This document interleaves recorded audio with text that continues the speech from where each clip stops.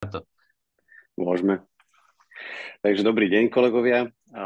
Vítajte pri našom prvom vzdelávacom webinari zo seriálu Škola mikrobiomu, v ktorom postupne rozoberieme, čo sa týka mikrobiomu, jeho úlohy v zdraví a chorobe. Povieme si, ako ho modulovať, ako prebieha výskum a vývoj rôznych metód a nástrojov na jeho optimalizáciu.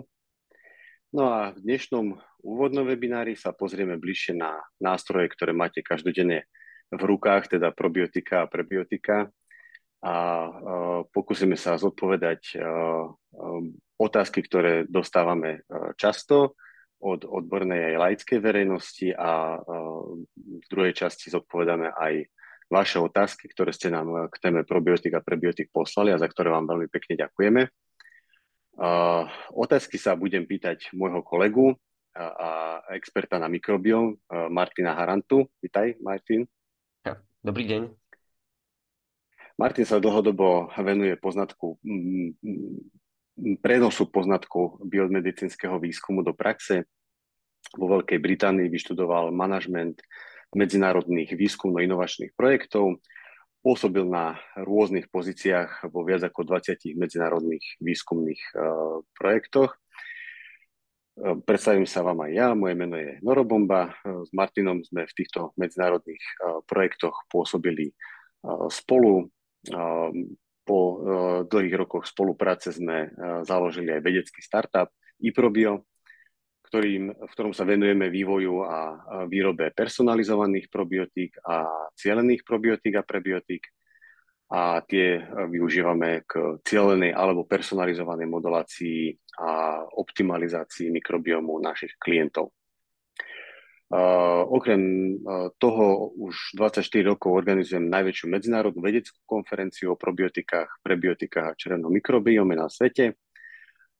Vďaka tejto konferencii jednak my stále držíme prst na pulze najnovšej vedy v oblasti mikrobiomu, probiotik, prebiotik a zároveň aj sprostredkovávame tieto informácie ako laické, tak aj odbornej verejnosti, čiže vzdelávame doslova od detí cez školákov, študentov, poslucháčov vysokých škôl až profesionálov v farmácii a v medicíne.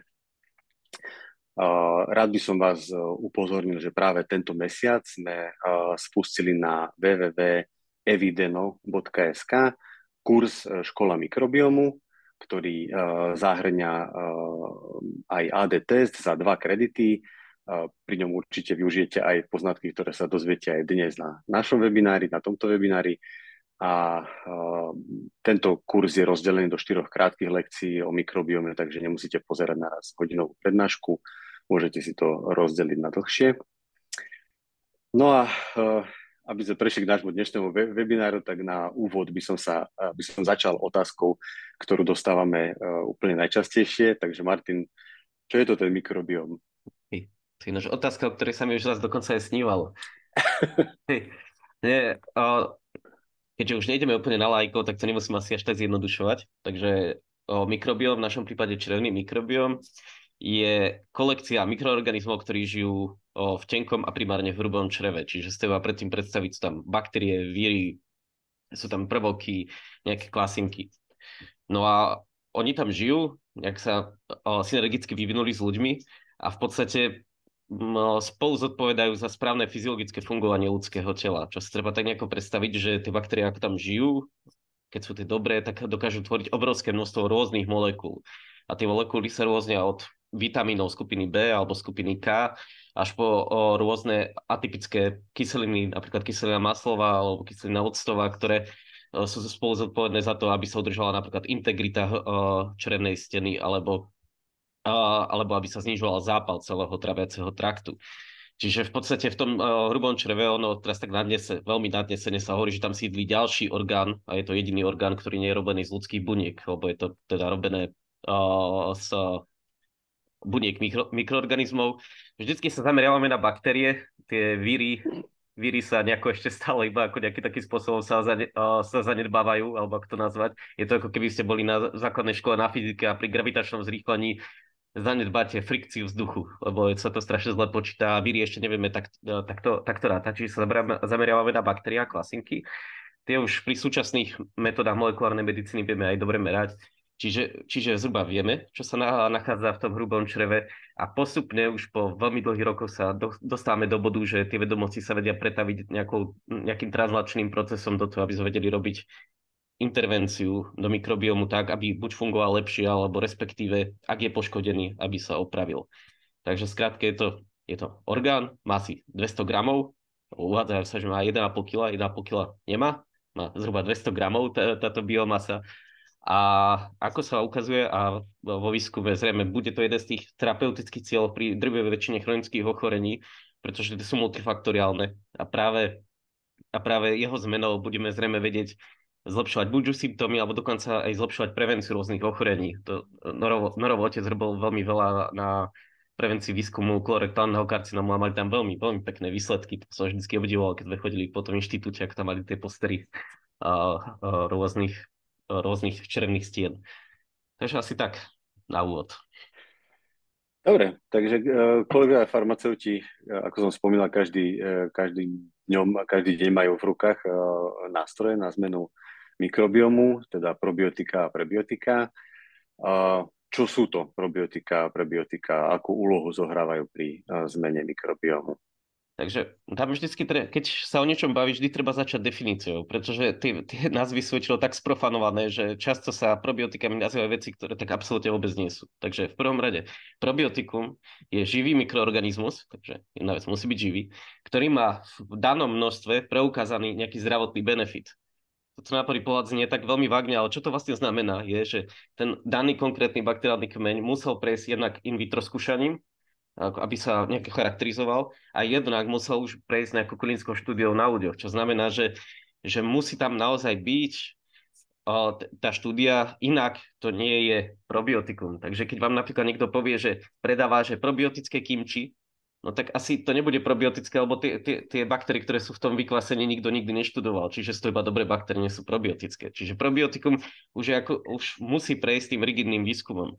A tu je napríklad hneď už taký aj detail, že veľa aj probiotik, ktoré sa predáva, ktoré sa tvária ako probiotika, prešli iba in vitro výskumom. Nikdy prešli klinickým výskumom. Čiže my vlastne nevieme, čo v tých ľuďoch robia.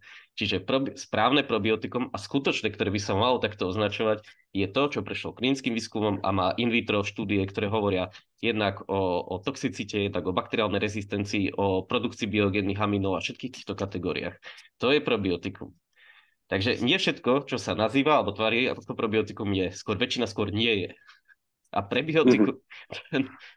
prebiotikum ako také, zase definícia, prebiotikum je látka, ktorá selektívne podporuje nejakú skupinu baktérií.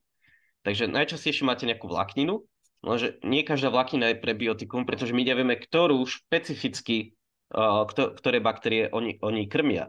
Čiže nie všetká vláknina sú prebiotika. A prebiotika môže byť napríklad aj flavonoidy, alebo tie tiež krmia špecifické baktérie. My sami máme jeden produkt a tam je jasne ukázané, že ktoré klastre, klostridy ich vyživujú. Takže vieme povedať, či to je prebiotikum. Ale tak toto. Takže z definície sú to tieto dve veci. Takže jedno sú baktérie a druhé sú ich potrava. Čiže ono je to tak, že vy aj keby ste do seba sypali dlhodobo do baktérie, bez toho, aby ste im dávali nejaké zložité cukry, oni sa až tak dlho neudržia, pretože nemajú čo jesť. To už je také ako na prvú pomerne logické. Takže toto sú také dve tie základné kategórie. No a to asi na úvod stačí ku nim, nie? Áno. Lebo dnes je tu probiotické a prebiotické už strašne sprofanované, už je to skoro všetko. Ja častokrát rád vysvetľujem aj na príklade toho, že ak mám teplotu alebo ma boli hlava, tak nepôjdem olupovať kôru z vrby, len preto, že obsahuje kyselinu acetylsalicylovú, ale pôjdem si proste kúpiť aspirín do lekárne. Dobre, a čo teda probiotika, prebiotika nie sú? No dobre. Si zadefinovali, čo teda sú. Jasné, takže úplne typicky, ak sú potraviny, ako napríklad máte úplne kyslý jogurt, ktorý je mimoriadne super, mimoriadne dobrý, odporúčam ho konzumovať často, ak môžete. Samozrejme, probiotika nie sú v tom. V tom sú proste baktérie mliečneho kvasenia, ktoré vyrábajú jogurt. Ak tam niekto pridá nejaké probiotika, typicky taký zelený jogurt pridáva, taký veľmi známy, pridáva probiotika, tak áno, vtedy sa nazvať, že sú v tom probiotika, ale dokým je to iba takto, že niečo vykvasené ako typická kyslá kapusta alebo iné fermentované potraviny, ktoré sú zdravé. To nejde, že by mali by byť súčasťou toho stravovania, ale že tie probiotické preparáty sa už posúvajú do toho, že my vieme, čo naozaj môžeme od nich očakávať, aký efekt. Takže to je jedna vec. Potom napríklad teraz sa rozmáhajú rôzne také zvláštne formy, ktoré hovoria, že sú probiotika, či sú napríklad pasterizované alebo tindalizované, čo asi viete, že čo to je za proces, čo znamená, že sa zahrievajú pri výrobe. A keď ich zahrejete, tak všetky mikroorganizmy urobia čo? No, tak zomrú. Tak potom to nemôžu byť probiotika, pretože sú mŕtve. To už ako tak naprvu, ako celkom. Čiže často aj pri tých produktoch, ktoré sa tvária probiotické, aké tam už sú aj takéto slova, je jasné už len v tom výrobnom procese, že to probiotika nie sú. No a pri tých prebiotikách, tam je to už oveľa ťažšie. Ako napríklad najznámejšie inulín, ten akože má dôkaz, je to prebiotikum, keď je veľmi zle tolerovaný, čiže je to skôr taký ako veľmi, veľmi taká zvláštna látka. Ale napríklad také psílium, konkrétny dôkaz na rast konkrétnych baktérií nemá, čiže sa to ako prebiotikum nedá ako popísať. Čiže ono to vždycky ide taký case by case, čo záleží, či aká potravina, aký výrobok, aký je za tom tá veda a či tá veda za tým má aj nejakú logiku, lebo často sa publikujú také veci, že sa človek môže akurát taký za hlavu, hej. Takže čiže je to veľmi ťažké takto popísať a vždycky sa musí ísť po tom prípade a to ešte len začíname jednoducho. To keď už dojdeme na jednotlivé bakteriálne kmene, tak to už bude celkom iný masaker v tej komplikovanosti. Jasné. Čiže spomínal si tam, hej, už aj rôzne formy. V zásade vieme, že kedysi teda, keď sa rozvíjal výskum probiotík a ich vývoj, tak najprv sa začínalo tekutými probiotikami, hej, keď ešte nebola používaná liofilizácia. Neskôr teda prišlo to sušenie mrazom, teda liofilizácia, vynašli sa enterosolventné kapsule. Dnes už máme probiotika aj mikroenkapsulované v prášku vo forme gumených medvedíkov, dnes sú nejaké tekuté probiotika, sú probiotické čokolády, alebo ako si spomínal, treba tie tindalizované probiotika, tak aké sú výhody a nevýhody týchto rôznych foriem, keďže ich je toľko veľa, že Dobre, ktoré sú fajn, ktoré nie. To je taká ináč akože pomerne zložitá otázka. Tak ako úplne fakt najlepšie by bolo, kebyže máme každý doma nejaký malý fermentor, si to nafermentujeme a potom to celé vypijeme aj s tým médium, v ktorom to rastlo. To bolo vlastne, to je úplne ten najideálnejší model. Lenže zrejme asi nikto nemôže mať doma fermentor, ani to nemôže skupovať ako tu nejakému lokálnemu človeku, ktorý fermentuje takéto veci. Čiže úplne to je ten ideálny model by bol toto. Že samozrejme nie je realistické. Tak potom áno, prišiel k tej liofilizácii, čo v podstate je veľmi dobre overený koncept. A ako sa vyrábajú takéto probiotika, je, že oni sa teda ako vysušia mrazom a potom, keď už sa to bolkujú, tak väčšinou sa dáva vyššie množstvo, ako sa uvádza na to bolke, že keď sú aj straty pri výrobe, aby tam bolo to množstvo. Teda, ak je dobrý výrobca, tak to robí. A tam je to preukázané, že tam dokáže byť stabilita, ak je dobrý kmeň, akože odolný, tam tá stabilita môže byť viac ako 2 roky, 3 roky, 4 roky. Jak je to správne vyrobené, uskladnené, tak týmto sme vlastne sa dostali do bodu, keď už vieme vyrobiť probiotikum, ktoré dlhodobo vydrží. Tak to ste liofilizované. Potom áno, máte kapsule, sú enterosolventné, klasické, neviem aké. Enterosolventné sú trochu lepšie, ale zase v konečnom dôsledku to vždycky záleží od toho, ako veľmi odolný je ten bakteriálny kmeň. Pretože vy keď máte nejaký kmeň, ho testujete, tak zistíte, že či sú odolní voči žlčovým kyselinám, pankreatickým enzymom, voči kyslému prostrediu žalúdka. A ak je správny, takýto dobrý kmeň, napríklad my používame iba také, tak vieme, že oni prežívajú niekoľko hodín v takom prostredí. Čiže či už je tá tobolka taká, onaká, teoreticky v podstate ten kmeň to prežije aj tak. Ale zase to nie všetky. Práve že valná väčšina je usmrtená tou HCL-kou. Či tam ide o to, že ako ten kmeň bol otestovaný. Takže to je k tým to je v týmto bolkám. Preto sú niektoré v práškovej forme. Ak je ten kmeň, že naozaj vydrží to prostredie, ten prechod žalúdkom, tak tam niekedy tá tobolka nemusí byť. Vôbec. Ono v podstate to máte tak, že dokonca máme aj ten jeden produkt a to je tak vymyslené, že ono, keby tie baktérie sú v takej potravinovej matici a tá potravinová matica jednak ich chráni, ale keď prejdú do hrubého čreva, oveľa sa zvyšuje produkcia kyselín, čo znamená, že to je to, čo chcete od tých probiotík, aby robili. Hej. Čiže tá forma, či už je to tobolky, také, vždycky veľmi záleží o to, aký je to typ produktu, ako bol testovaný a aký je to typ baktérií. Ťažko niekedy povedať, že čo je lepšie alebo čo je horšie. Potom sú gumené medvedíky, tak tam to sa môže ľahko povedať, že v podstate jediné, čo prežíva v gumených medvedíkoch sú spory. A laktobacily, bištobaktérie, žiadne spory nie sú. Jediné spory, vlastne, ktoré sú probiotické, sú bacillus subtilis, bacillus coagulans. Takže ak nájdete nejakého medvedíka, kde je napísané, že tam je nejaký lactobacillus rhamnosus, tak je všetko mŕtve. Hej, to je nič. Proste to ako nemá žiadnu vypojenú hodnotu. Potom tekuté probiotika, tak to záleží, ako sú zastabilizované, ale je pravda, že tam už po 2 mesiacoch veľmi, veľmi prudko klesajú tie baktérie, lebo oni v podstate dáte živú baktériu do vody a ak tam nemá čo jesť, tak čo urobí po čase? No, tak skápe. Hej, práve o to ide, že je živá. Čiže ak sa vypijú veľmi rýchlo od výroby, tak v pohode, ale ak sú nejak dlhšie na sklade, čo vo veľkých firmách, ako nikto vám to nevyrobí a že vám to za týždeň pošle, môže byť ako pomerne veľký problém. A čo tam bola ešte, aká forma?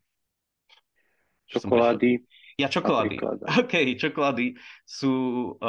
tam sa tiež používajú najlepšie spory. Do potravín všeobecne sú najlepšie tie spory, lebo to prežije všetko. To prežíva vysoké teploty, to prežíva vlhkosť, to prežíva kyslík, lebo vlastne ten spor sa zapuzdrí a vydrží toho veľa. To je podobne ako ako sa šíri tetán, to sú tiež spory, on to je patogénny a on vydrží všetko aj na nejakých kvietkoch a niekoľko rokov.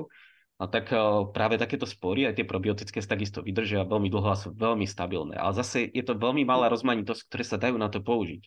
Technicky sa teraz používajú aj rôzne mikroenkapsulované aj laktobacily do tých tyčiniek. Ja by som mal veľké obavy o nejakú dlhodobú stabilitu, to ako pochybujem, že to niečo extra dlho vydrží. Nemáme to otestované, ale to je taký ako edukovaný odhad. Čiže v skratke takto. Každá ten, ako keby ten postup, alebo akým spôsobom sa to má užívať, nemusí byť vyslovené, že jeden je lepší, alebo jeden je horší. On to vždy záleží od situácie, ako je to otestované, ako ten kmeň performuje a v akých množstvách. A potom je tam ešte ten element toho množstva, ktorý ako je tých baktérií, ktoré sú tam. No a v podstate to máte tak, že je úplne jedno, že či je tam 100 miliónov alebo 400 miliard, to vôbec nie je dôležitá informácia. Dôležitá informácia je, na aké množstvo to bol otestovaný ten kmeň. Takže napríklad my robíme teraz vývoj na jeden imunologický produkt, kde tu bude aj pre deti a tam je dávka pre dieťa iba 100 miliónov, takže 10 na 8, čo je ako vyzerá na prvý pohľad strašne málo, ale proste za tým sú tak robustné klinické štúdie na stovkách detí, že tam ako nie je sa o čom baviť, že to proste stačí. Takže často, keď vy idete a máte obrovské množstva, že je tam 50 miliard, 200 miliard, to je v podstate môže byť iba marketing, že tam veľké číslo, že je tam veľa tých baktérií.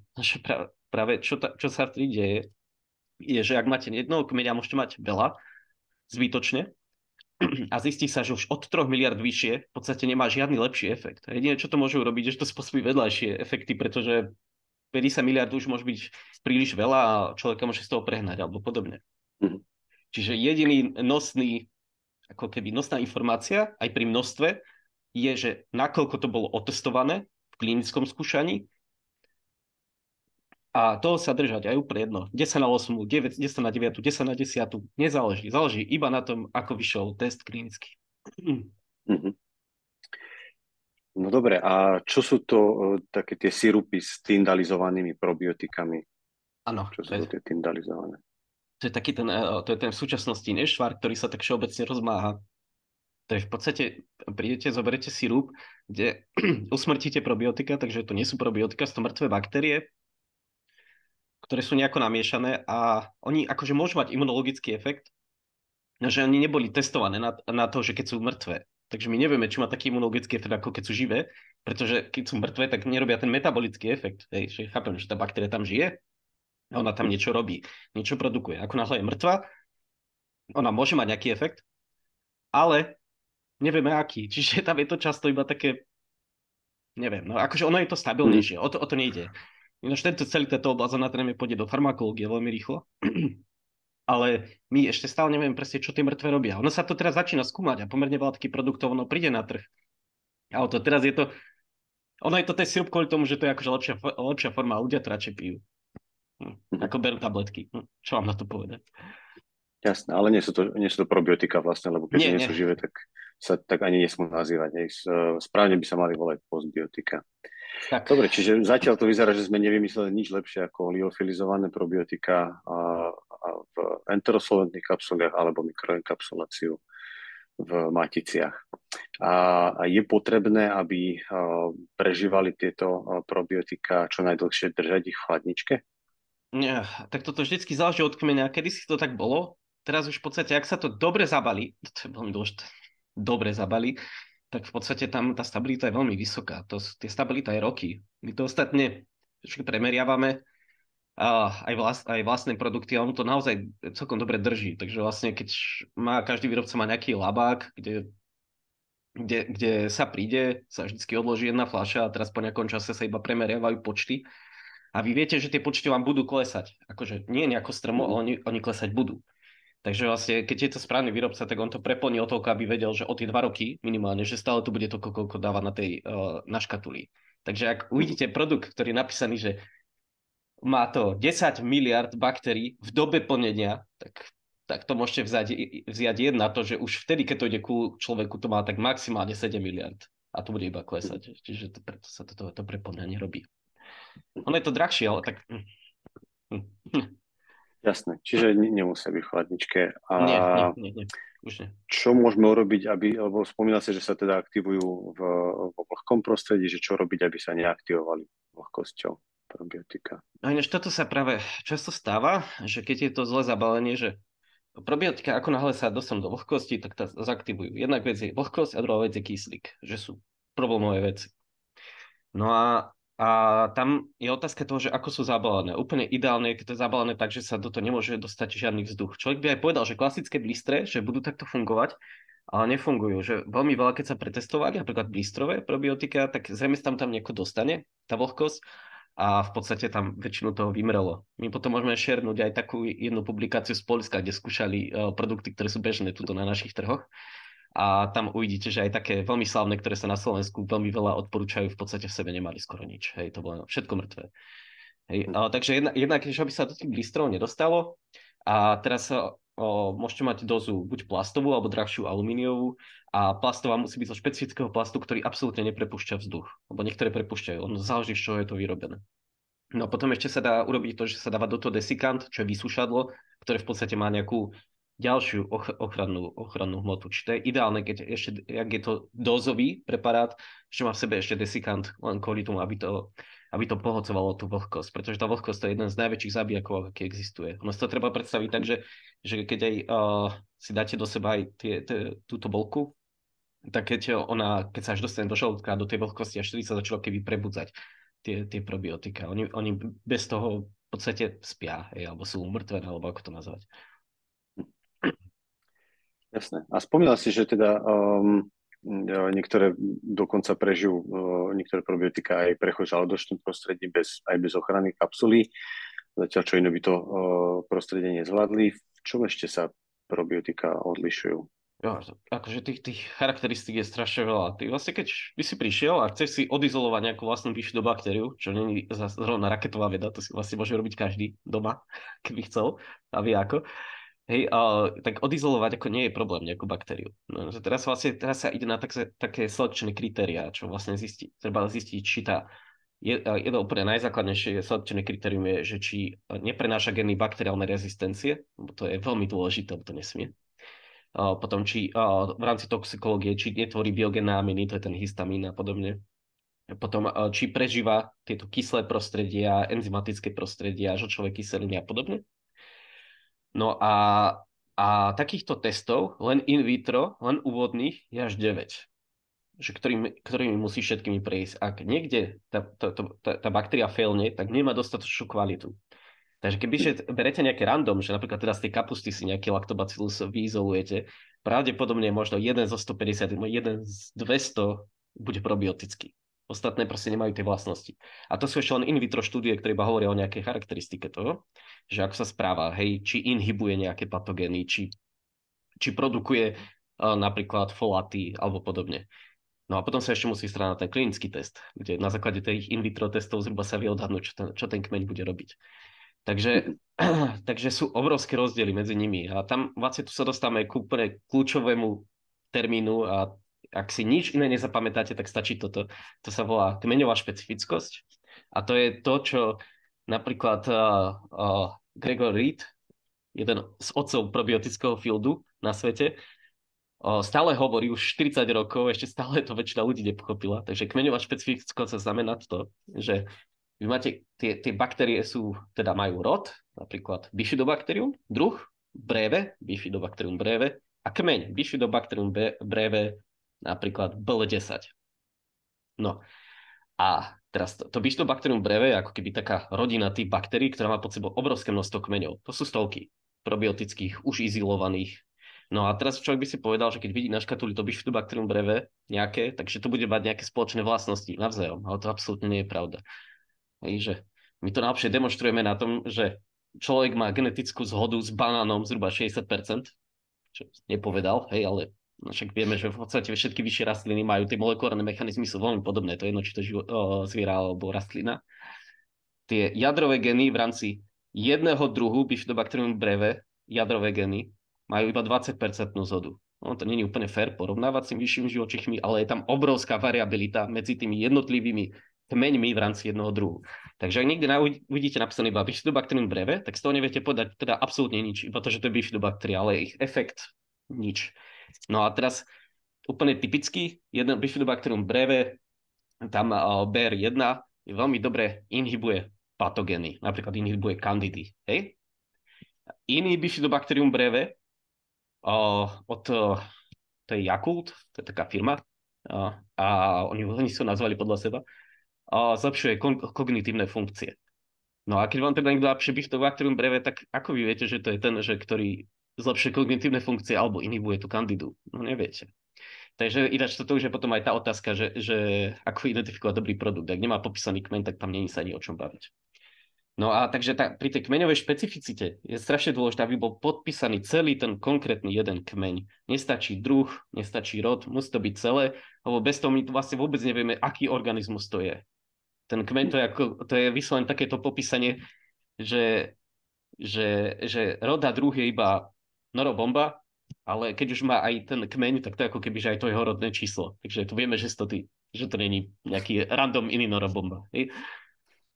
Tak a toto je úplne najkľúčovejšia vec v celej našej oblasti je pochopenie toho, že tá variabilita medzi tými probiotikami je obrovská. Obrovská. Takže keby niekto povedal, že chce nejaké probiotika, to je ako, že chcem nejaký liek. No dobré, ale keď vám niekto príde do lekárne a spýta sa, dajte mi liek, sa si pozriete, že no dobré, ale na čo? A to je presne to isté. Analogicky.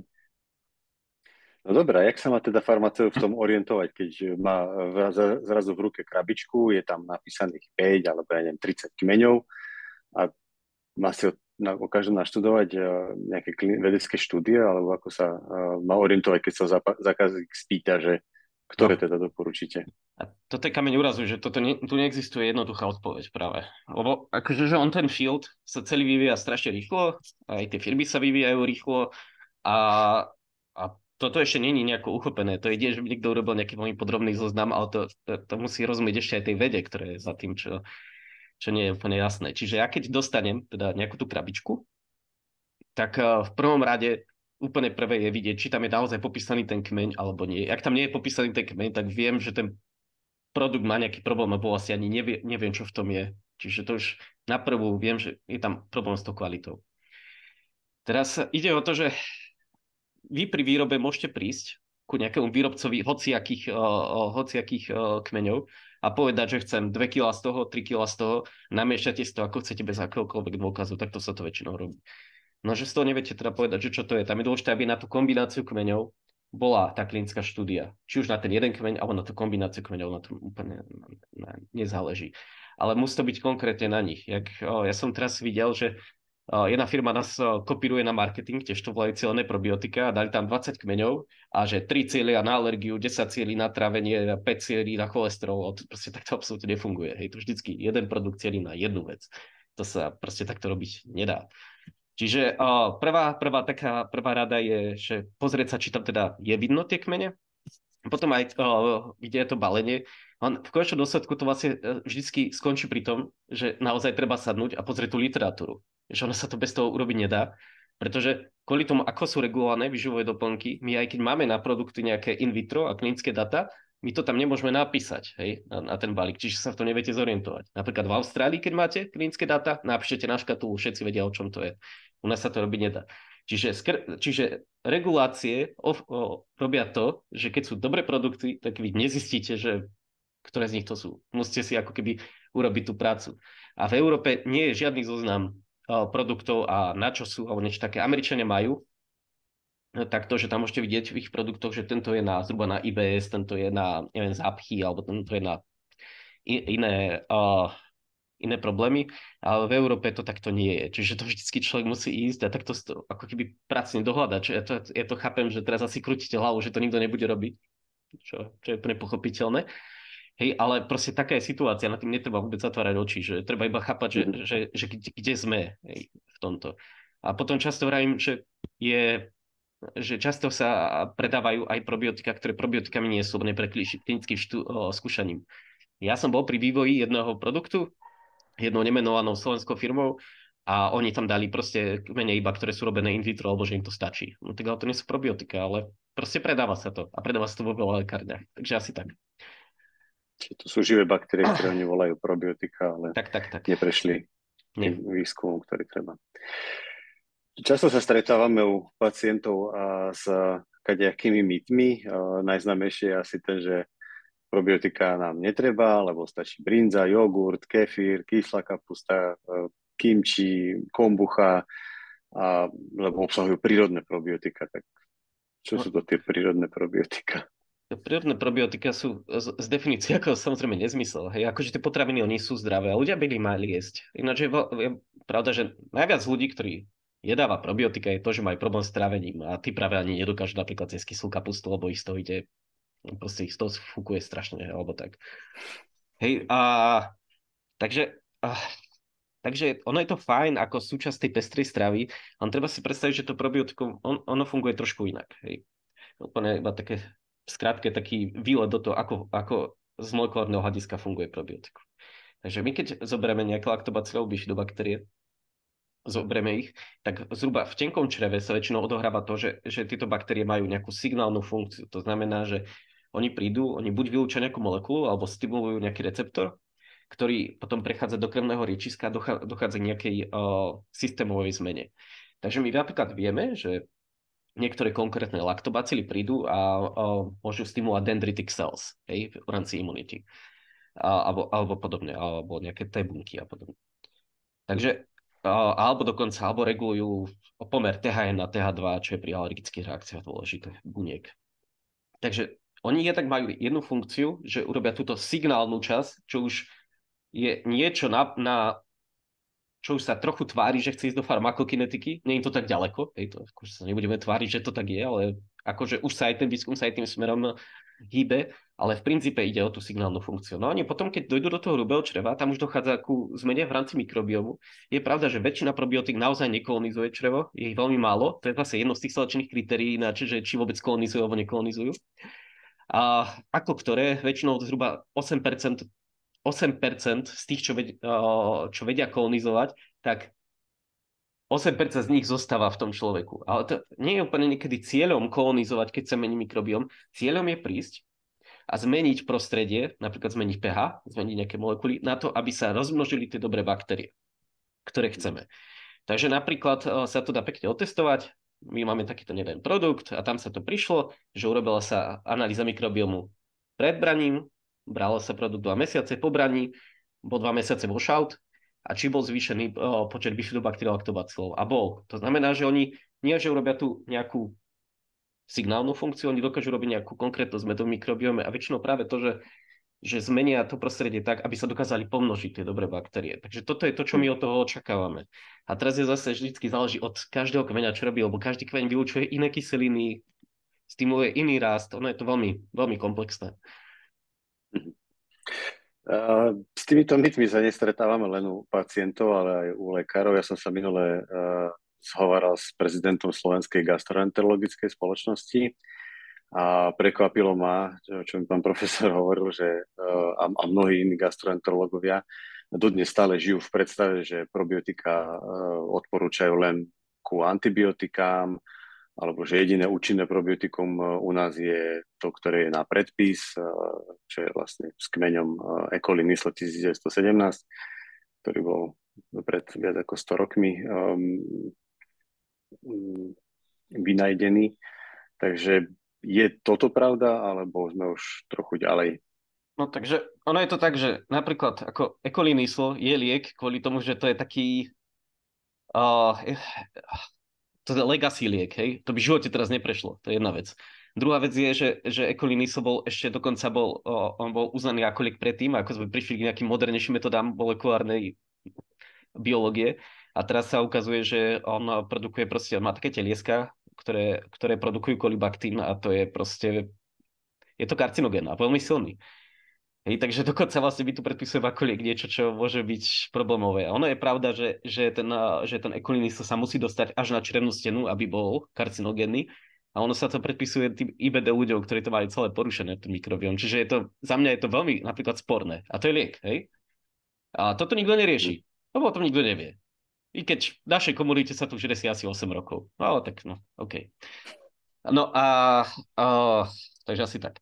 Hej, no ale čo sa týka tých ostatných probiotík, že my vieme napríklad, že to nie sú ako lieky, že to sú výživové doplnky, lebo oni keď sa skúša robiť ako typická double-blind randomizovaná štúdia, probiotika sú oveľa zložitejšie ako klasické lieky, kvôli tomu, že to není proste jedna molekula, je to živý mikroorganizmus, je tam oveľa viacej premenných, tam potom vychádzajú strašné problémy. Čiže vlastne teraz celý ten field, to mikrobiomu, sa zaoberá tým, ako prenastaviť klinické štúdie na to, aby to lepšie adresovalo to, keď chceme meniť mikrobióm a nemôžeme používať tie typické, úplne klasické štúdie, ktoré sa používajú vo farmakológii. Takže to je jedna vec. No a potom, akože dôkazov o tom, či funguje napríklad Lactobacillus rhamnosus GG, je proste strašne veľa. To sú stovky štúdií rôznych klinických in vitro. Je jasné, že ten kmeň je dobrý a my vieme veľmi dobre, čo robí. Hej? Ale len kvôli tomu, že ako sú stále probiotika vnímané, že to je iba výživový doplnok, tak my nedokážeme vlastne s tým, i keď máme k tomu obrovské penzum dát, my nedokážeme s tým nič urobiť, aby sme to vedeli povedať niekomu, že toto presne robí. My to môžeme povedať takto na nejakom webinári, hej, ale nemôžeme ísť s tým do vonku. A preto je aj taká veľká ako keby rezistencia napríklad v medicíne u lekárov, lebo oni to stále vnímajú tak, že ako keby, že kde bol ten field pred 20 rokmi a on sa tak neskutočne posunul, že to je až absurdné, že okolko veľa. Je to vlastne skrz to odvtedy, čo sa dokážu sekvenovať gény, tak sa ten field brutálne posunul. Takže my teraz veľmi dobre vieme, že ktoré baktérie čo dokážu robiť, kedy sú vhodné, kedy nie sú vhodné. Len pretavenie z základného výskumu do praxe trvá priemerne 17 rokov. Hej, takže je rok 2023, tak čo, kedy? 2004? Nie, čo, zrátam, 2007. Z roku 2007 poznatky, alebo tak nejak, 2006, sa teraz dostávajú do praxe, čo je proste strašne nežiaduce, hlavne v oblasti, ktoré ide takto neskutočne rýchlo. Hej, tak v podstate preto sa aj s tým takto bojuje a je to potom strašne ťažké. A ja to chápem, že to je výživový doplnok, že to nie je liek, ale evidentné je ako podporná liečba pri rôznych veciach, najmä pri tých traviacich, kde objektívna liečba na funkčné poruchy trávenia nie je. Prečo by sme to nevyskúšali, že áno? Alebo pri IBD, kde sú dobré výsledky a tie lieky, ktoré sú na IBD, však to všetci vedia, že to má toľko nežiaducich účinkov a tí ľudia strašne trpia. Tak. Ja sám som IBD pacient, mám chronovú chorobu a zaujíma ma, že z definície probiotík vyplýva, že sú bezpečné. A sú naozaj bezpečné pri akejkoľvek dávke, lebo napríklad aj nám prostredníctvom napríklad Crohn klubu propagujú napríklad probiotika, ktoré obsahujú že 400 miliard baktérií živých, že Ako to je s tým? Dá sa predávkovať probiotikami? Dobre, takže ono je to tak, že a napríklad na ten produkt on už má aj nejaké štúdie, aj tam niečo vyšlo, to nie je, že by to bola iba blbosť, hej, že akože, že OK, dajme tomu. Ale teraz sa úplne vrátiť ku pôvodnej otázke. Pôvodná otázka je, že či sú bezpečné. A z definície sú bezpečné u zdravých ľudí. To je definícia. Takže keď aj sa dáva bezpečnosť na európskej úrovni, nejaký novel food, to sú tie bezpečnostné dokumenty, tak vždycky sa to berie, že u zdravých ľudí. Čo znamená, že ak je chorý človek, to je už trochu iné vončo. A v princípe aj u chorých ľudí, dajme tomu, že sú relatívne bezpečné, ale je veľký treba dávať pozor ľudia, čo sú silno supresovaní z nejakého dôvodu, imunokompromitovaní, alebo sú na liečbe rakoviny, nejakej agresívnej, lebo vtedy sa ukazuje normálne z výskumu, baktéria, ktorá v zdravom človeku je protizapalová, veľmi dobre znášaná, pri človeku, ktorý bol imunokompromitovaný, bola naopak prozapalová a robila veľké problémy. Čiže my nevieme ešte presne, ako sa to správa. Čiže sú ochorenia, kedy probiotika akože vôbec. Tak napríklad aj keď nám niekto volá a sú to takéto stavy, tak im buď vysvetlíme, že aké sú tam rizika, alebo ich rovno od toho treba odhovoriť. Druhá vec sú prebiotika. Prebiotika sa môžu brať všade, stále, lebo to je súčasť stravy, ako vláknina a tie všeobecne majú veľmi dobré efekty. Hej, napríklad aj na zjemňovanie prejavov pri chemoterapii napríklad. Hej, čo by človek až tak nepovedal, ale má. Hej, či už je to forma nejakých vlákniny alebo teda flavonoidov, to záleží už od toho, čo chcem riešiť. Hej, tak ono to vždycky strašne záleží toto. Dobre, Martin. Takže celkom si nás slušne zorientoval v téme probiotik, prebiotik, tak to ešte trošku skomplikujeme, keďže tých biotik za posledné roky pribúda. A na našej tohoročnej medzinárodnej vedeckej konferencii sa zaviedol nový pojem all biotics, všetko biotika, aby sa vlastne urobil taký súhrn, ktorý zahrňa nielen probiotika, prebiotika, ale aj symbiotika, postbiotika, farmabiotika, parabiotika, psychobiotika. Takže skúsme aspoň z týchto najznámejších jeden po druhom len tak veľmi v skratke približiť, aby sa kolegovia farmaceuti v tomto orientovali. OK, tak prvý je symbiotika, pozor, N ako Norbert, hej, lebo som videl na Slovensku veľa ľudí dáva tam M.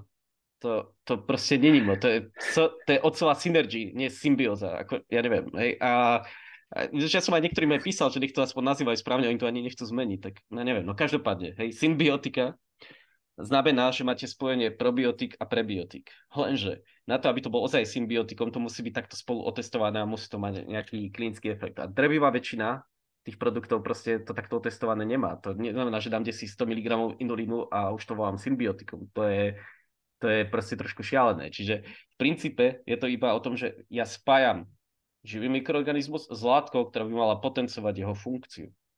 A to môže byť aj teda vláknina, môže to byť aj niečo iné. Tých látok, fitokomponentov je pomerne veľa.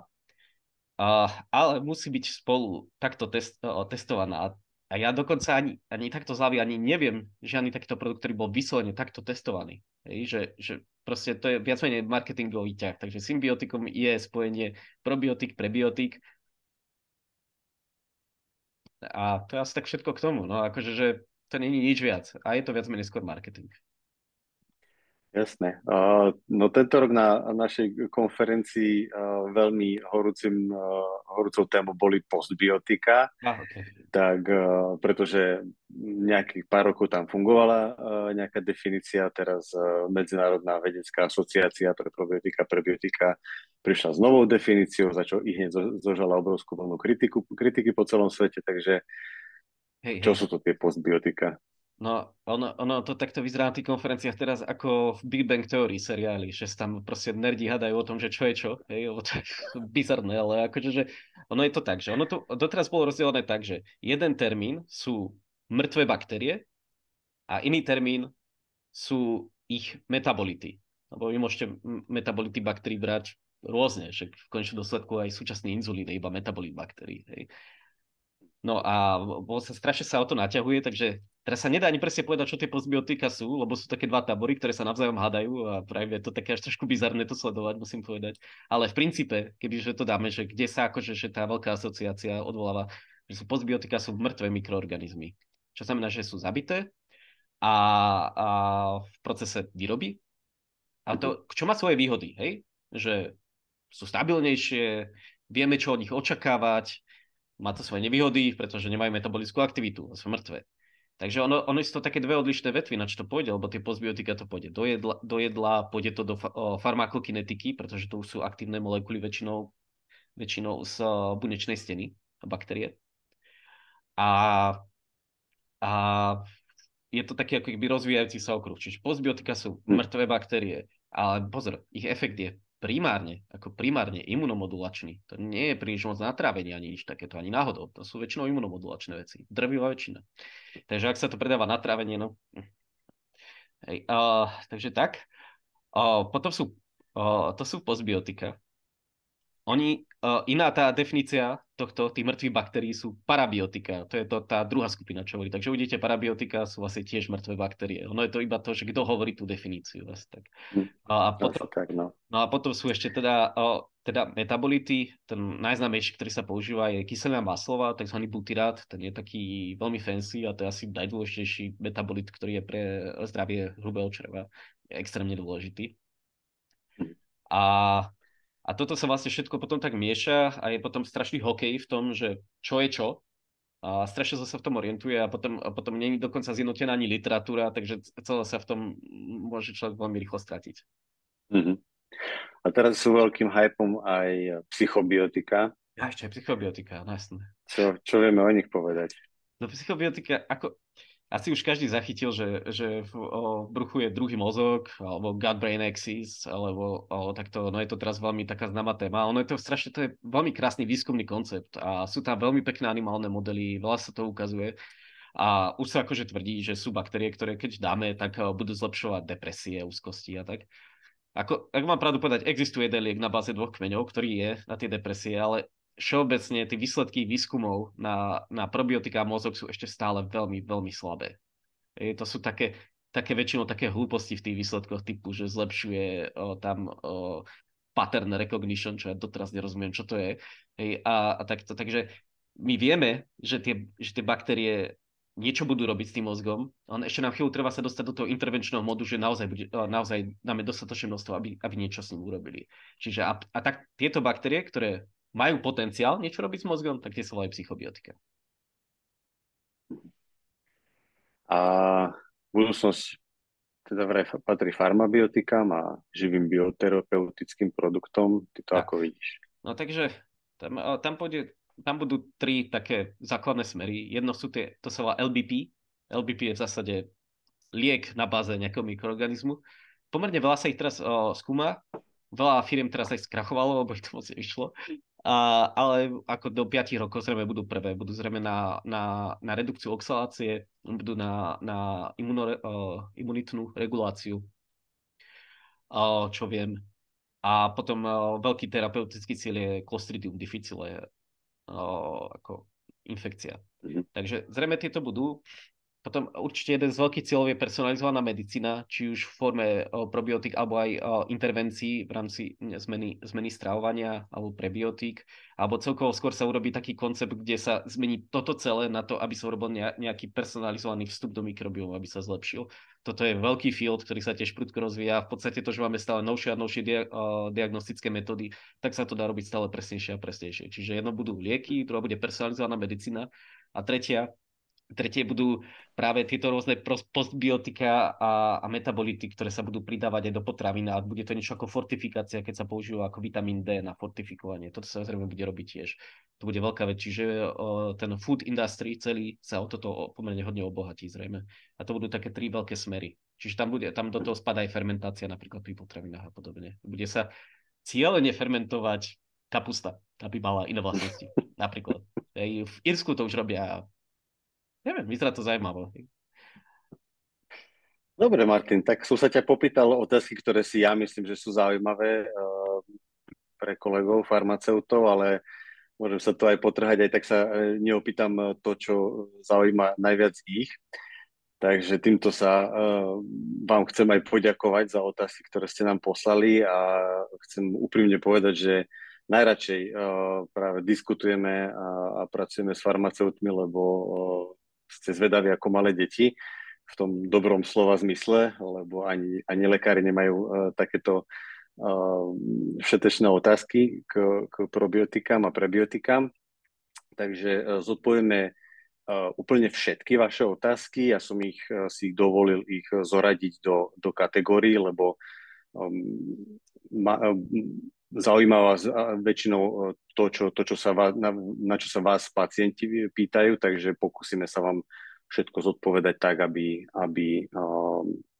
ste odchádzali dnes spokojní a poučení z toho, čo vás zaujímalo.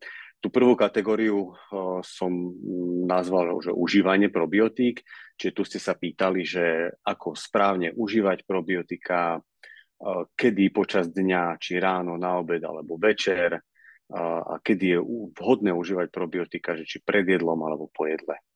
No tak užívanie probiotik je v zásade veľmi jednoduché. Najlepšie je to ráno na lačno.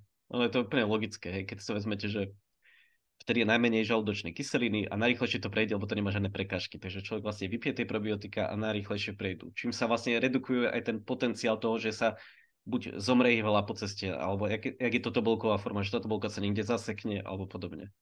Čiže toto je jednoznačne najlepšie. Ale je pravda, že môže niekto prísť, nejaký zákazník, hej, a povie, že ho prehnalo práve po takých probiotikách a to sa môže stať, hej, to je úplne typický inžerujúci účinok. A vtedy je napríklad lepšie napríklad na týždeň jesť tie probiotika po jedle, lebo vtedy dochádza k nejakému postupnému navýkaniu toho mikrobiomu a keď sa potom prejde na to pred jedlom, tak je to bez problémov. Lebo niekedy aj napriek tomu, že v tom mikrobiome máte na gram, tam je 1 krát 10 na 13 mikroorganizmov a dáte do toho iba pár miliard, čo je vlastne o 4 rady menej a to iba na gram, hovorím, v tom mikrobiome, tak napriek tomu to dokáže robiť pomerne veľmi divakú, takú kaskadovicú reakciu, ktorá práve vedie napríklad k hnačke. Takže v princípe vždycky pred jedlom, pri potenciálnych nežedúcich účinkoch je lepšie dočasnú dobu po jedle a potom pred jedlom. Ak by to náhodou bola dlhodobo nežedúci účinok, tak to proste nejesť.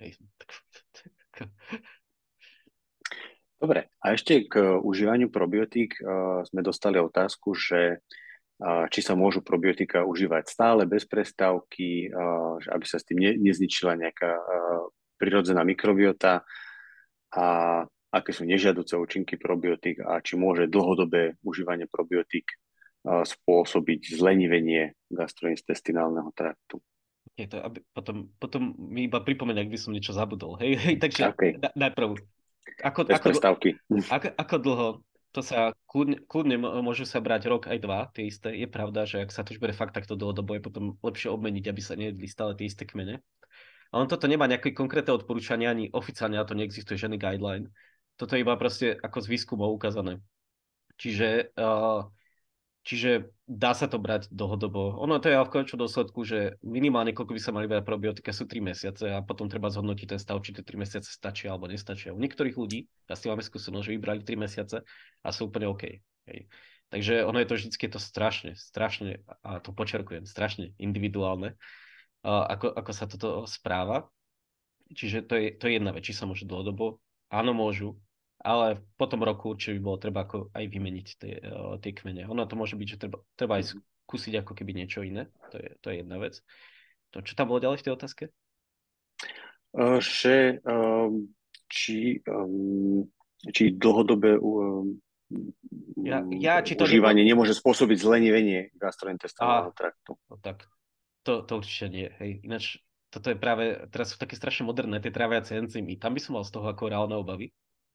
Mám pravdu povedať, pri probiotikách ako takých, keďže sú v podstate mimo nášho tela, a nie sú naše bunky, tak tam úplne nedochádza k takýmto interakciám, čo znamená, že ten mikrobióm sa bude aj tak stále meniť nejakým spôsobom a tam to, čo oni robia, oni si robia nejakú konkrétnu funkciu a oni sú síce v synergii ako keby s tým našim tráviacím traktom, ale stále sú to samostatné organizmy, ktoré sú tam na to, aby papali tú vlákninu, alebo flavonoidy, ktoré my nedokážeme stráviť. Hej. Takže Takže určite nedôjde k nejakému zleniveniu alebo niečo takého. Ale akože, aby bolo jasné k tým probiotikám, ak je človek zdravý a nemá žiadne záťažové obdobie a nič také, tam nie je dôvod do seba ako chať probiotika. Úplne žiadny. Hej. To zase nie. Prebiotika je druhá vec, máme málo vlákniny, hej, ale to jeme všetci takú divnú stravu. Okay. Ďakujem pekne. Ďalšia skupina otázok bola z momentálne aktuálnej témy imunita. Takže pýtate sa, že či má zmysel preventívne užívanie probiotik kvôli podpore imunity, aké probiotika sú najvhodnejšie pre deti v zimnom období a že či ich užívať aj u detí, ktoré bývajú často choré. Dobre, takže toto je pomerne zložitá otázka. Ono, čo sa týka akože nejakého profilaktického účinku, tak toto je veľmi, veľmi, veľmi kmeňovo špecifické. Hej. Takže my napríklad robíme teraz vývoj jedného produktu takto pre deti a tam je najlepšie preskúmaný kmeň, ktorý je na toto, to je Rhamnosus CRL 1550. Ten sa napríklad u nás ani nepredáva, to je kmeň, ktorý je skúma, no vlastne tu nie je. Hej. A ten je najlepšie skúmaný zo všetkých na svete na tieto detské infekty. Takže zase musím vedieť vybrať ten kmeň. Vo všeobecnosti, ale v záťažovom období probiotika áno. A tie, čo zlepšujú imunitu, tak to je zase záleží od toho kmeňa. Napríklad, kebyže mám niečo, tak keď budeme mať raz ten produkt, tak ten bude super, tak ten treba kupovať. Hej. Ale dokým ako nebude, tak napríklad Biogaia pre deti má tiež ten produkt je OK. Hej, akože, že má aj solidné dáta aj všetko. Hej, tak keby tak to bolo. A zase treba si uvedomiť, že ide o tie konkrétne kmene, čiže napriek tomu, že na tej tare je tam, ja neviem, tam tucty rôzneho, všetkého možného, že vlastne ako najlepšie sa spýtať toho výrobcu, alebo predajcu, alebo obchodiaka, alebo kto tam príde, že či naozaj na toto robili nejaké skúšky na imunitu. Hej, či tam aspoň merali nejaké zmeny IL, alebo nejakých imunoglobulinov, alebo niečo. Alebo či to bolo nejako klinicky otestované. A akože to asi najjednoduchšie množstvo. Práve tieto otázky nemajú jednoducho odpoveď, že toto je ten kmeň a teraz pôjdem. Ja viem, že napríklad ten kmeň, ktorý spomenul, ten Rhamnosus, ten naozaj tieto efekty má, ale u nás sa napríklad nepredáva, hej, lebo tu není. Takže, ale vo všeobecnosti, úplne vo všeobecnosti, tie probiotika v zaťažových obdobia áno, aj pre tie deti, ale akože tie deti potom treba hlavne tam to doplňať o tú nejakú prebiotickú zložku. Voda je tiež pomerne kľúčová, aby to v nejakom symbióze to fungovalo. Hlavne u tých malých detí. Malé dieťa, to je sama bifidobaktéria. Hej, to je proste... Ako človek starne, tak stráca bifidobaktérie, ale malé deti majú veľmi veľa a tie sa živia oligosacharidmi. Takže nejaké fruktoligosacharidy, galaktoligosacharidy, polysacharidy. Hej, to už v podstate je jedno, len musí tam byť ten príjem tej vlákniny. OK, a koľko mesiacov v kuse by sa mali užívať probiotika a ktoré kmene sú najlepšie na podporu trávenia a imunity? Tak... Dobre, takže tá imunita...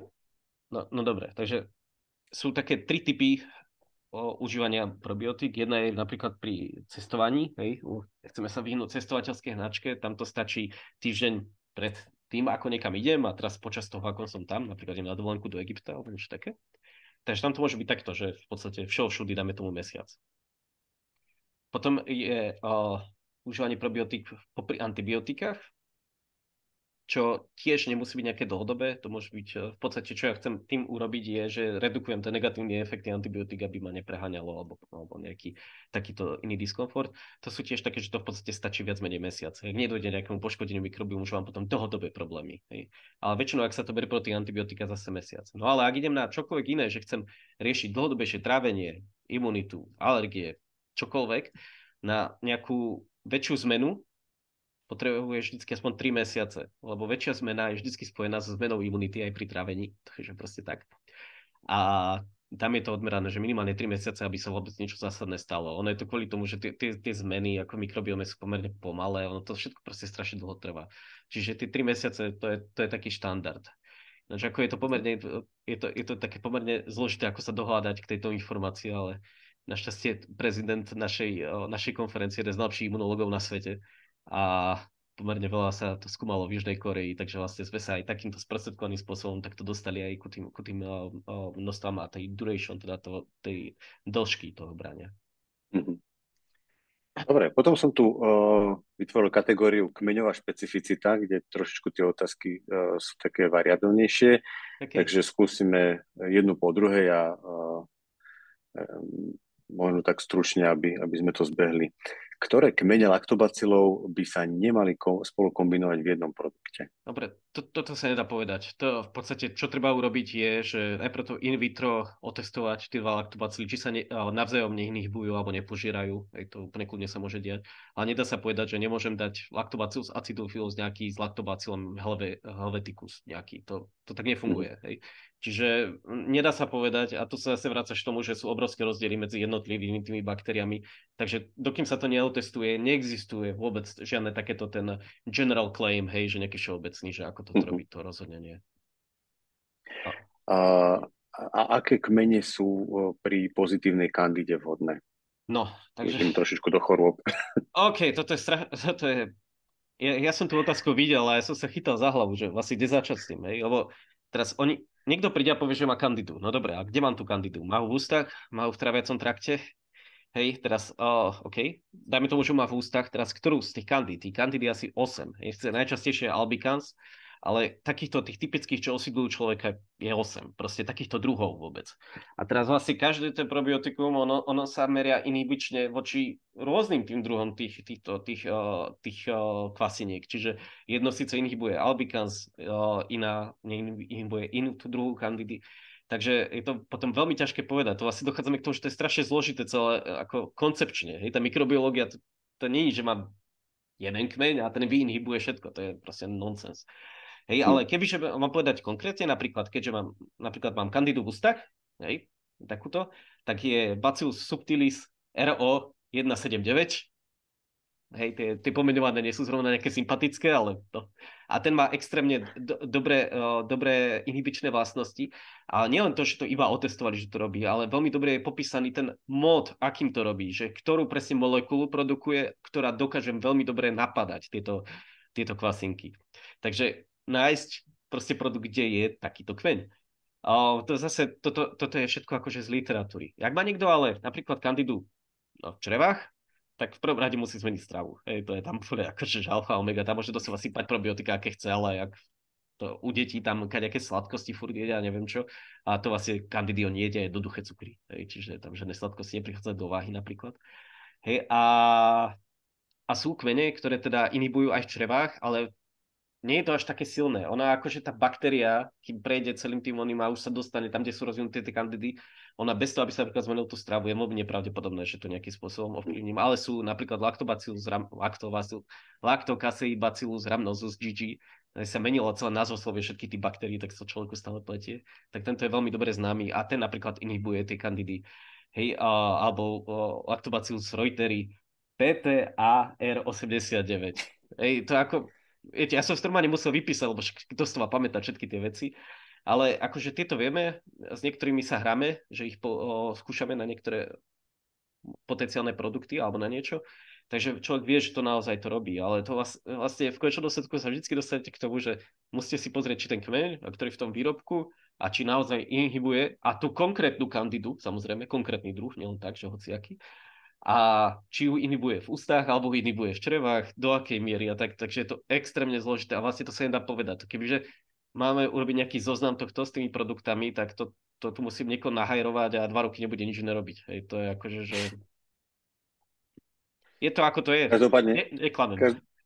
Každopádne, ak ste si náhodou nestihli zapísať tie kmene, tak budete mať k dispozícii aj záznam z nášho Hej, webinára, takže lebo, zhruba v 63. minúte sa vyskytujú tieto konkrétne kmene.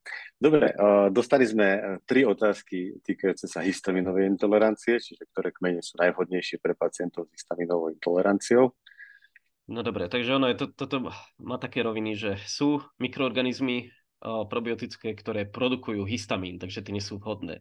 Zase to veľmi záleží od kmeňa, ale je pravda, že sú druhy, kde je to častejšie ako u iných druhov. Takže najčastejšie sú títo histamín producenti sú Streptococcus thermophilus, Lactobacillus delbrueckii, alebo jeho podruh Bulgaricus, Lactobacillus helveticus, Lactobacillus casei alebo Enterobacter faecium.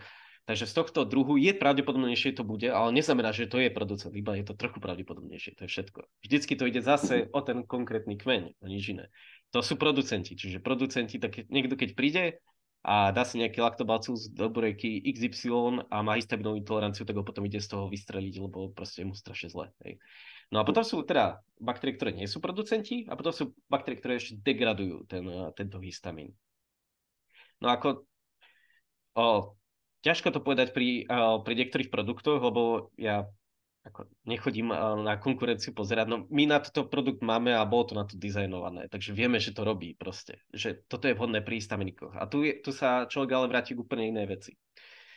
Histaminová intolerancia je veľmi divná diagnóza, väčšinou je to misdiagnóza niečoho iného. Veľmi často, pretože celý ten postup je taký zvláštny. A často je to práve nejaká forma syndromu draždivého čreva, takže v podstate bolo dôležité, aby tie baktérie nielenže štiepia histamín, ale boli aj klinicky otestované aj na ten syndrom draždivého čreva. Keby náhodou ten človek mal iba zlú diagnózu alebo si iba myslel, že má tú histaminovú intoleranciu, aby mu naozaj ten produkt vedel pomôcť. A toto je veľmi dôležité. Takže jednak, že štiepia ten histamín, a jednak, že adresujú ten syndrom draždivého čreva, čo sú také tie typické hnačky, nadúvania, zápchy, dyspepsie a podobne. Takže takto je to pri histaminovej intolerancii. No, je to vždycky treba spýtať, či sú tam tí producenti alebo nie sú, a najlepšie, keby to teda producenti histaminu, a najlepšie, keby to tá firma, čo urobila ten produkt, aby ukázala tie testy, keď si ich vypýtate. Hej. Keby napríklad chceli ste testy od našich, tak vám ich pošleme. Že akože to tam je úplne evidentné. Ono je to takto, sa testuje pomerne jednoducho. Jednak geneticky sa dá pozrieť, že či vôbec môže produkovať histamín, lebo to v rámci genetiky to vidíte, či tam je proste tam ten gen.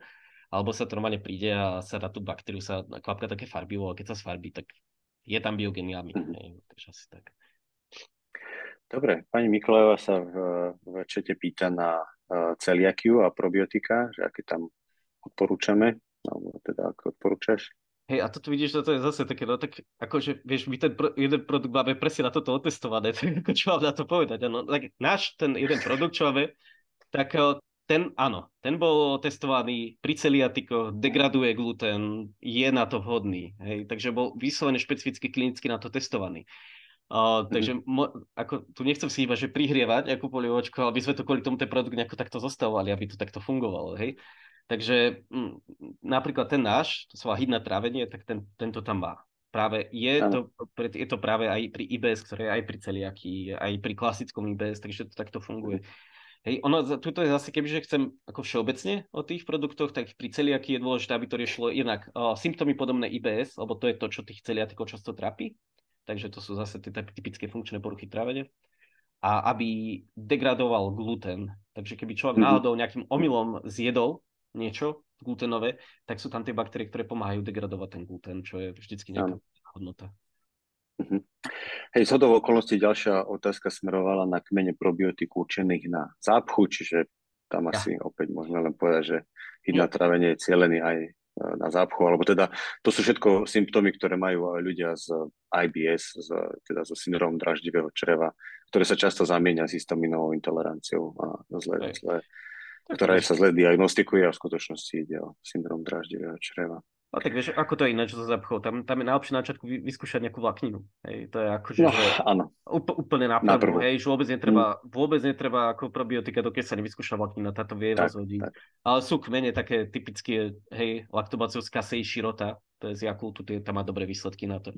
No neviem, či sa to na Slovensku dá zohnať, hej, ako mám pravdu povedať, iba viem, že to je na to kmeň veľmi dobrý. Hej, alebo Bifidobacterium lactis DN 173. Hej, že my vieme, akože niektoré tie kmene, len niekedy je ťažké ich aj dostať ako v tej... Hej. A dnes už nie je problém objednať probiotika aj zo zahraničia, už to celkom dobre chodí. Dobre, a ďalšiu otázku, ešte poslednú z tejto kategórie máme, že či sú niektoré kmene probiotik pre seniorov vhodnejšie a niektoré naopak nevhodné u seniorov. Nie, to úplne takto akože nefunguje. Hej. Ono možno tak o 20 rokov, keď bude ešte širší výskum a budeme viac vedieť, budeme vedieť aj toto povedať. V súčasnosti nevieme. V princípe, ale úplne v princípe, čím je človek starší, tým má menej bifidobaktérií a sú preukázané korelácie medzi množstvom bifidobaktérií a výskytom chronických ochorení. Čiže dáva zmysel zvyšovať osídlenie bifidobakterií aj u starších ľudí, pretože to je fakt, že to previdíš, že kto má vykosené bifidobakterie, tak odrazu začnú vyskakovať tie chronické ochorenia. My nevieme, či tam je kauzalita, alebo je to korelácia, alebo čo to je. Každopádne vieme, že čím je starší človek, tak je oveľa pravdepodobnejšie, že má vykosené bifidobakterie, však my robíme analýzy, tak vidíme. Hej. A tam by možno vždy stalo za úvahu, že proste nejaký produkt, kde je oveľa bohatší na bifidobakterie, na laktobacily sa to môžeme vykašľať, lebo potrebujeme, aby sme zvyšili ten počet tých bifidobakterií. A keď ja to riešim u mojich rodičov, tak ja to riešim presne touto logikou. Tak, či to berete, ale... A ešte tu máme otázku v čete od AM, niekoho s iniciálmi AM, ktorý sa pýta moju srdcovku, keďže ja som sám pacient s Crohnom, že či sú nejaké probiotika špecificky indikované pri Crohnovej chorobe, tak ako je napríklad spomínané Kolinisol 1917 pri ulceróznej kolitíde. Takže čo pri Crohne s probiotikami? Úplne pri Crohne nie sú príliš moc. Ono je to tak, že Crohn všeobecne na zmenu mikrobioty nejako moc dobre nereaguje. Hej. Kolitída reaguje pomerne dobre, veľmi. Myslím, že tam sa dostaneme aj veľmi rýchlo k nejakému lieku. Ale Crohn všeobecne kvôli tomu, že jak viete, aký rozdiel, hej, že ulcerózna kolitída je zápal iba hrubého čreva a tej sliznice znútra, ale Crohn môže byť vlastne celý gastrointestinálny trakt, dokonca mimo črevné prejavy. Takže tam vieme to, že napríklad veľmi známy kmeň Lactobacillus rhamnosus GG je kontraindikovaný. Čiže ak by niekto mal Crohna a chcel by to Lactobacillus rhamnosus GG, tak ten nie. Ten určite nie. To tam vyšli veľmi zvláštne veci, keď sa to skúšalo. Takže ešte aj za Crohnových pacientov opakujem, LGG pri Crohnovi nie. Inak pre iných ľudí je to úplne super kmeň. Hej, ako ja mám strašne rád všetko, ale pri Crohnovi nie. Pri Crohne. No a potom, čo my potrebujeme pri tom Crohnovi je, že potrebujeme kmene, ktoré znižujú zápal, takže treba ísť proti antiinflamatórnych a to robíme vlastne viac menej tak, že zvyšujeme potom baktérie, ktoré tvoria tak ten butyrátu kyselinu maslovú, ktorá je vlastne ten protizápalový element. A my potrebujeme tie baktérie, ktoré by to boli. Takže to je na to, aby ste zvýšili, úplne v princípe, aby zvýšili tvorbu butyrátu, potrebujete minimálne bifidobaktérie, tých tam treba v tom reťazci molekulárnom. A treba nejako ešte potom vyživiť tie baktérie, ktoré už samotné tvoria ten butyrát a tie sa nedajú vyrobiť ako probiotikum, to sú striktné anaeroby a to proste nejde zatiaľ. A tam sa dajú napríklad, tie sa dajú pozbudzovať napríklad flavonoidmi, tam veľmi dobré výsledky sú s tým. Tak, môžem potvrdiť. Dobre, máme tu potom kategóriu otázok smerovaných na kvalitu. Čiže ktorý konkrétny produkt považujete za najkvalitnejší a ako viem, ktoré probiotika sú naozaj kvalitné, lebo na trhu sú ich stovky. No, takže tu sme vlastne vtedy hovorili o tom, že tam musí byť minimálne popísaný ten kmeň, to je taký úplne ten prvý, hej. Prvý marker, že či to má vôbec dobre popísaný ten produkt, tak to je stále to isté. No, že čo je najkvalitnejší, no tak akože my robíme probiotika, tak my vieme, že tie naše sú dobré, to vám môžem aj ukázať, ako žijú. Hej, teraz som to nahrával na mikroskop, takže akože, že prežívajú. Čiže tie naše, toto sú OK. Čo sa týka toho, čo sú na trhu, tak je to aj od toho, že odkiaľ tie kmene berú. Hej. Napríklad kmene ako Bifidobacterium infantis BB12 a Lactobacillus rhamnosus GG sú fakt, že dobré kmene. Takže ak to niekto má a má to v nejakej dóze, ktorá vyzerá, dajme tomu alumínium, alebo nejak to vyzerá tak byteľne, tak zrejme to bude dobré. Tam akurát treba dávať pozor na množstva. Hej. Lactobacillus rhamnosus GG. A je tam desikant. Aj tam desikant, áno. Lactobacillus rhamnosus GG, aby fungoval, potrebujete 10 miliard. Hej. Tam je to celkom dobre preukázané. Takže tam je to vždy o tom množstve. Čiže aj odkiaľ sú ako keby tie kmene. No, my vieme, že ktorí sú dobrí výrobcovia, tak to ťažko, ale to by sme museli asi vytvoriť aký zoznam. Hej. Takže ono je to, tu sa vraceme k tomu, že v podstate na to, aby ste vy v podstate za terou na to prišli, tak vlastne si musíte sami prísť a sami urobiť ten research medzi tými produktami, alebo sa opýtať tých obchodiakov, že ukážte mi, aký máte dôkaz na to, že na čo to vlastne je. A oni veľmi často vám povedia, že to je ako nejaký generic proste efekt, alebo čo, no, tak OK.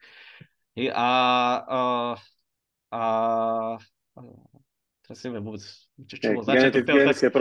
Generické probiotika, to je ako keby si niekto u vás opýtal pacient na tare, že že dajte mi nejaké antibiotika a nepovie vám, ktorú molekulu. Takže Hej.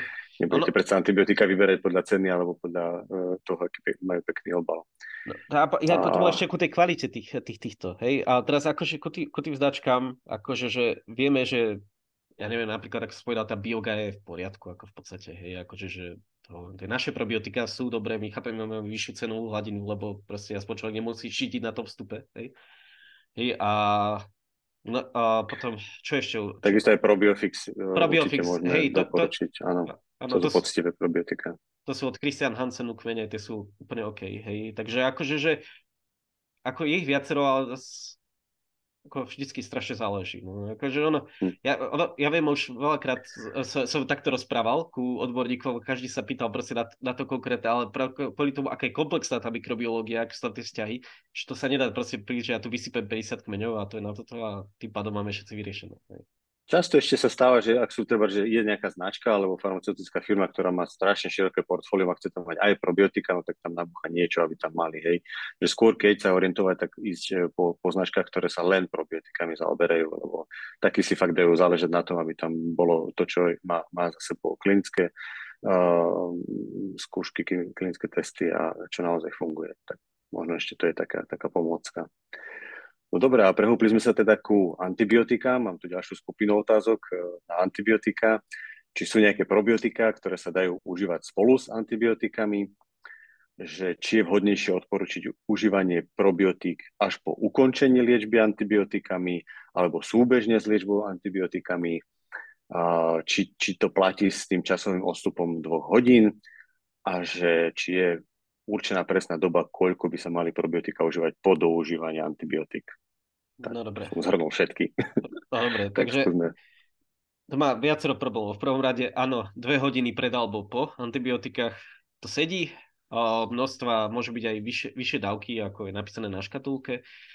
Hej, a čo sa týka, že akých kmeňov, tak toto je jediná taká šedá zóna, kedy to môže byť často povedané, že nie je to až tak strašne dôležité. Hej, a je to z jedného dôvodu. Hej. Je to kvôli tomu, že robia sa testy, že napríklad keď berete azitromycín alebo vankomycín alebo tak, že na to sú vhodné kmene, ale často sa to iba voči jednému antibiotiku testuje a toto sú extrémne drahé testy, sú problémové.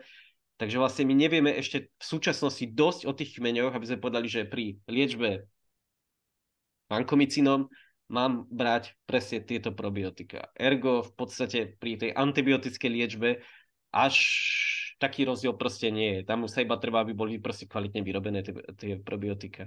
Čo sa týka, či to brať, tam asi o tom nie je nejaká diskusia. Možno si iba narazili na nejaké, boli také wannabe štúdie asi 2 roky dozadu, ale tie boli úplne vyvrátené, mali úplne katastrofálnu metodiku. Hej. A, takže tie výsledky štúdy sú dobré, treba to brať a vždycky tu by som dal, že po dobratí antibiotik N plus 2 týždne, hej, minimálne. Hej.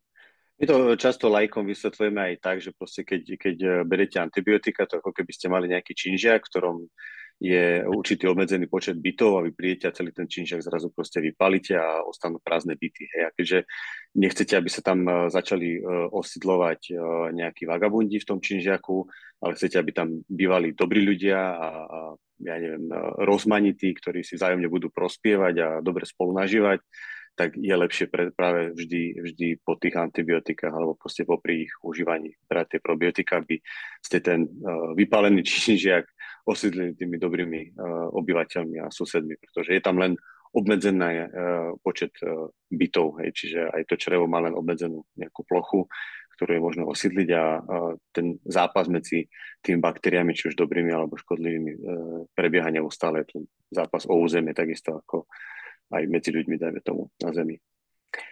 Dobre, prišli také zaujímavé otázky ohľadom, ja som to na tú kategóriu nazval, že budúcnosť probiotík.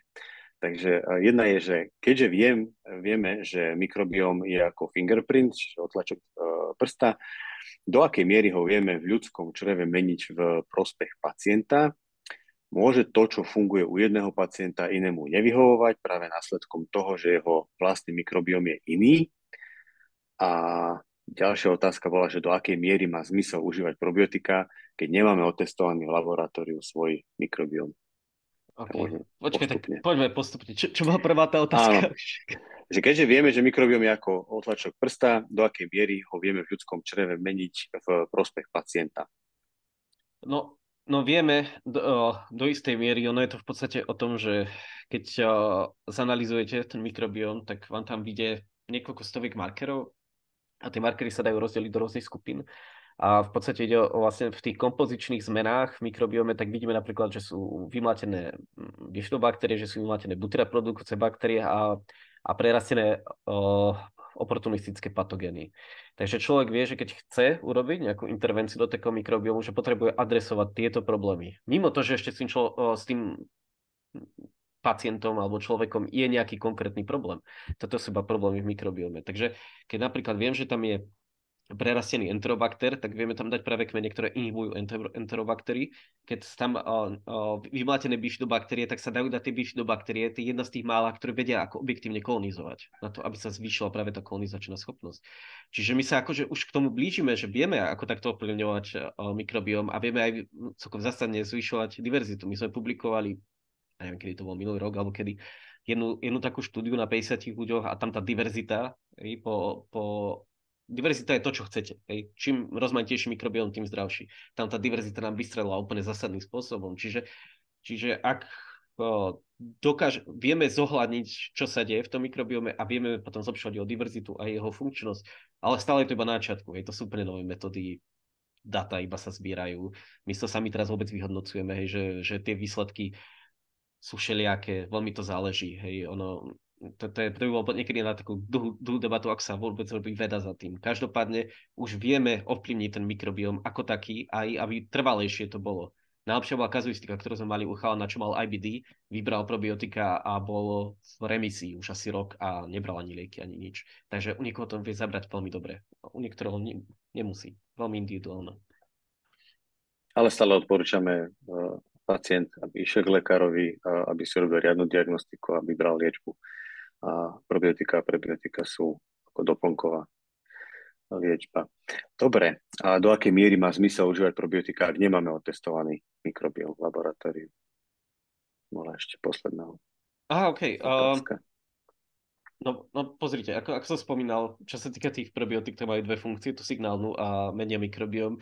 A oni to robia v podstate je jedno, v akom stave je ten mikrobióm, lebo tuto ideme zase, akože to není úplne farmakokinetika, ale je to niečo, čo sa už tomu približuje. Čiže ak my vieme, že to niečo robí, tak my nepotrebujeme vedieť, že či mám prerastené, neviem, firmicutes alebo proteobaktérie, alebo ja neviem čo, v črevách, pretože ja idem po nejakom tom konkrétnom efekte, ktorého to chcem získať. Čiže ono to zmysel samozrejme má. On vždycky záleží, že na čo chcem riešiť a či to je správny kmeň, ale má aj toto. Ale je pravda, že inak nastavený mikrobióm môže zvyšovať, respektíve negovať účinok toho probiotika, ale to už by sme sa dostali do veľmi komplikovanej témy. OK. Bola tu ešte jedna otázka z pléna na SIBO. Ja Či tam SIBO. vieš nejaký kmeň Naše obľúbené SIBO. No takto. Takže akože, že najlepšie výsledky sú, že sa vybere Normix, hej? A po Normixe sa dávajú probiotika. Na SIBO nie sú nejaké špeciálne kmene, že by ukazovali sa, že by boli lepšie ako druhé. Klasické laktobacillus baktéria sa viac menej akože uvidí. Nedá sa úplne povedať, že toto dobre funguje na SIBO. Je to aj kvôli tomu, že veľa SIBA je iba zle diagnostikované iné ochorenie. Akože to je proste realita, aká je. Čiže nemôžeme povedať, že tento preparát je vyslovene na SIBO. My sme to ako skúšali, niektorými mali sme ako pozitívne výsledky, takže ono to ako strašne záleží. Hej. Ale vravím, to SIBO je také, že musí byť hlavne dobre diagnostikované, alebo dýchový test nie je presný absolútne. Hej. To je také voodoo, hej, akože, tak ťažko povedať, ale každopádne protokol, že sa vyberie to selektívne antibiotikum a potom sa dávajú probiotika, vyšiel v podstate lepšie, ako keď sa vyberá antibiotikum. Je tam oveľa nižšia šanca, že dojde k relapsu toho ochorenia. Dobre. Ďakujem veľmi pekne, Martin. Na záver som si nechal otázku, ktorú dokážem zodpovedať aj ja. A je to otázka, že či viete nám, prosím, odporučiť nejaký vhodný a spoľahlivý zdroj, ktorý nám poskytne komplexný prehľad o probiotických kultúrach a ich využití. Takže ako som spomínal, už 24 rokov organizujem spolu s otcom najväčšiu, v tých časoch to bola prvá na svete konferencia o probiotikách a prebiotikách na medzinárodnom poli a dodnes patrí medzi najväčšie. Spolupracujeme tam s mnohými medzinárodnými inštitúciami vedeckými a zhodou okolností z International Life Science Institute, teda z ILC, sme pripravili takúto príručku pre lekárov a farmaceutov na to, aby ste sa vedeli ľahšie zorientovať v problematike probiotik a prebiotík. Táto príručka vznikla už v roku 2013 a pravidelne je updateovaná o najnovšiu vedu, o najnovšie poznatky. No a práve koncom minulého roka sme vydali najnovší update. Ak si kliknete na našu stránku iprobio.sk, tak po pár sekundách na vás vyskočí také okno, že či si chcete túto publikáciu stiahnuť. Je dostupná zdarma. Nie je príliš dlhá, ale o to užitočnejšia a obsažnejšia, takže odporúčam, stiahnite si ju a môžete si ju kedykoľvek čítať a vrátiť sa k nej. Ak bude hotový nejaký ďalší update, tak ho zase preložíme aj do slovenčiny a poskytneme. No a okrem toho ešte pripomínam znova, že sme tento mesiac na www.evideno.sk spustili kurz Škola mikrobiomu, ktorý je určený pre vás, pre farmaceutov a zahŕňa aj AD test, za ktorý získate 2 kredity a môžete pri ňom využiť aj dnešné poznatky z dnešného webinára. Samotný kurz je rozdelený do 4 krátkych lekcií, takže viete si ho postupne užívať a dávkovať. Týmto sa chcem poďakovať vám za vašu účasť, za váš čas, ktorý ste investovali do dnešného webinára. Chcem sa poďakovať Martinovi za jeho vyčerpávajúce odpovede.